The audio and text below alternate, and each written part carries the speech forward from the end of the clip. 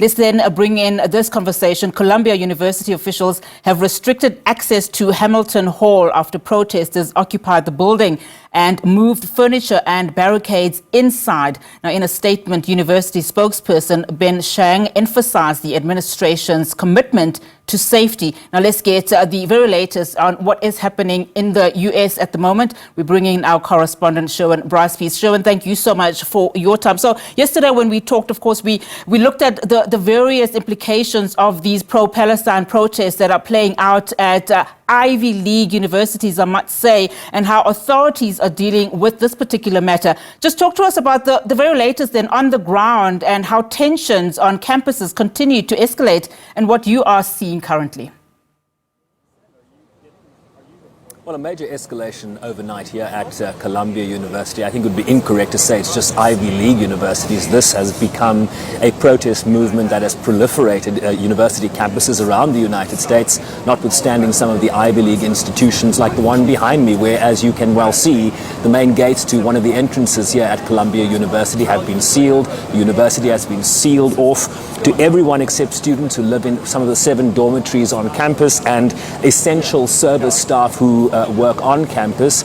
But essentially you have outside here a majority of journalists who are really waiting to get the latest after the escalation we saw overnight when dozens of students stormed Hamilton Hall, one of the academic buildings on the university campus here, and have since barricaded themselves inside.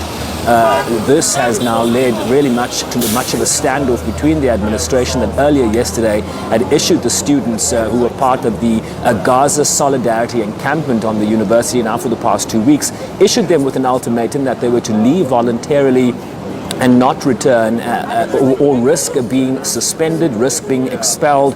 And of course, this just escalated the standoff between students who then overnight, just after midnight last night, broke into Hamilton Hall, which had been locked up, and have since barricaded themselves inside. I can tell you there is a small police presence outside. The majority of people that are sort of milling around here are journalists in the main, trying to get the latest. I will tell you what some of the students said in a statement that they released. Remember, they call themselves the Columbia University Apartheid Divest Campaign. The Quad, the students have taken back our campus in the spirit of the 1968 occupation of Hamilton Hall, establishing the Gaza Solidarity encampment. Quad is a continuation of the Vietnam anti-war movement to divest from apartheid South Africa, so emulating things we saw, protests we saw in the 60s and 80s in terms of the resistance here in the United States, the divestment campaign against apartheid South Africa. As students, it is our responsibility to stand against our inherent complicity in genocide and ethnic cleansing from Palestine to Harlem, their statement reads. They refuse to accept a world where the death of 30,000 plus Palestinians is normal.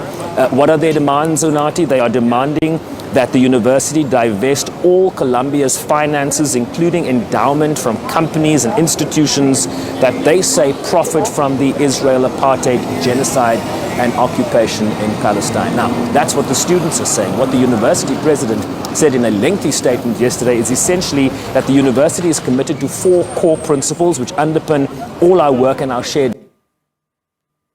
All right, we seem to have lost our correspondent there, Sherwin Bryce-Pease, of course, painting a picture in terms of what is currently happening in the U.S. You would have seen, of course, weeks of protests at various, universities across the United States as a student call for an end to the war in Israel, between Israel and Hamas in Gaza, of course, and also calling for various and making various demands to the administration of universities. But we'll continue to get analysis then from all our correspondents that are dealing with this matter, both in Israel and in Gaza, as well as, of course, in the U.S.